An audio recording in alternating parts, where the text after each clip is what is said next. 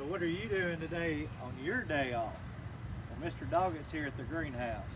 As you can see, it hasn't gone anywhere, and the coronavirus is not in here. So that's why we're here. So what we want to do over the next couple of weeks is post a video each day to hopefully bring the classroom to you guys at home. And don't worry, it's not going to be long. In greenhouse management, we've been talking about greenhouse components and the management of those greenhouse components. One of the last assignments you guys did before your break is to talk about different greenhouse structures.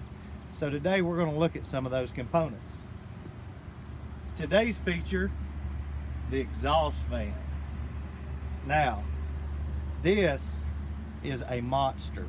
There are actually two of these on this greenhouse that we have here at Richland High School. Each one of these has a large job, and that job is to get the heat out.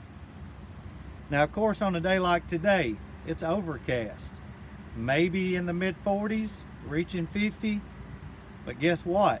Inside, it's toasty, probably around 72, 75 degrees-ish. So if the sun kicks out and things get a little warmer, these exhaust fans will come on, the louvers inside open up, and it will pull that hot air outside. In a future episode, we're going to show the evaporating pad on the back of the greenhouse. Now, when those two things combine and things are hot outside, it works to keep the greenhouse from overheating and keeps the plants nice and cool. The louvers we just alluded to outside are these flaps right here. When the thermostat calls for these fans to come on, it'll pull these louvers open, causing air to drift outside and taken out of the greenhouse. Make sure, especially you ladies, not to stand too close with your long, loose hair. You know, we talk about in safety about pulling your hair back and making sure that it's tied back properly. Too close, and this thing can hurt. Now inside, there are lots of moving parts. There's pulleys, there's belts, and there's electric motor. Right after building this greenhouse, we actually had an electric motor come loose and hit one of the fan blades, bending it and rendering the fan useless until we could get replacement parts. These two fans kick on at different times. One kicks on a low speed at a certain temperature.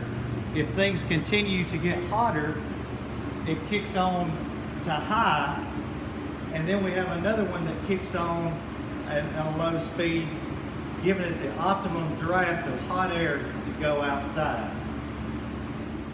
Our plant highlight for today is this beautiful Shockwave Blue Petunia. Now, this is one of our first blooms in the greenhouse. It's an extra special day because these little beauties are starting to come out, which means we're even closer to plant sale day, and that's great for everybody involved. Over the next few days, we're going to show how to properly prune this petunia basket back so that it expands upward and outward to give your grandma the look she's going to love.